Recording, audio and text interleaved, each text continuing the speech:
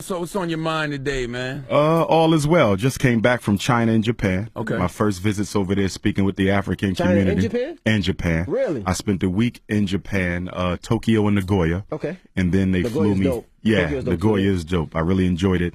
And then I went to Shanghai and Beijing. It was bittersweet. Sweet because it was good seeing African people in a different setting from America.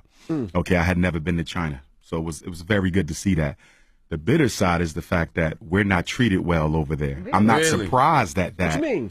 But I was taken aback by the extent to which racism is practiced against blacks in China openly. Really? So in America, we have a civil rights culture. So racism, you have to tuck it under. Has to be covert. It has to be covert. Yeah. And China is very much So, like, overt. what- There were certain nightclubs that we couldn't go into. Really? Oh, yeah. And they will tell you no black people are allowed here. What? There's certain sections of certain neighborhoods you can't live in. So, for example, if they don't want you in a certain section in Brooklyn, they will just use clever real estate tactics to keep you out. Absolutely. Okay, i.e. your credit ain't good enough or the bank didn't approve your loan. They don't have to Or do it's that not in for rent China. anymore. Exactly. They're They'll- direct with it. They're direct with it. We don't want black people here. Oh, without question. And the irony is what? Africa is rolling out the red carpet for China.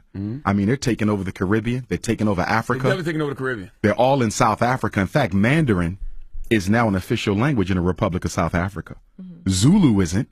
Xhosa isn't. So the indigenous languages are not taught in the school, but Mandarin is. That speaks to the influence of China, but they don't roll out the red carpet for us in China. We're the first to build every civilization everywhere. So I don't care if you're in Mexico, if you're in Europe. Who were the first Europeans? The Grimaldis of Africa, who migrated 20 to 40,000 years ago, and in the process of climatology, lost the pigmentation, the deep pigmentation that we have. So no matter where you go, we were the first people there. Is there any place in the world we can go and not experience racism? No, not at all. Even the Because- Caribbean? Not even in the Caribbean. In fact, when I was in Jamaica, I keynoted the Garvey celebration last summer, Ocho Rios. The Chinese pretty much own Jamaica. I mean, the Jamaican government is giving them concessions, land concessions. They're building hotels, beach resorts. They're building 2 schools for the Jamaicans. And what the Jamaicans have to give them in turn is the right to certain lands, the right to certain waterways. And if it doesn't stop, Jamaica, ironically, the land of Marcus Garvey and Bob Marley, will be the first Chinese colony in the Caribbean. Wow. It's getting bad. And you know why it's happening? Because the black bourgeoisie leadership in both Africa and the Caribbean, they don't have to live with the consequences of the economic decisions they make. So if I'm the president of Jamaica, okay, and China says, listen, we're going to give you $1 million in retirement. We're going to build you a retirement home, but we want this, this, and this. And you can loan as much money as you want. You can borrow as much money from the Bank of China as you want.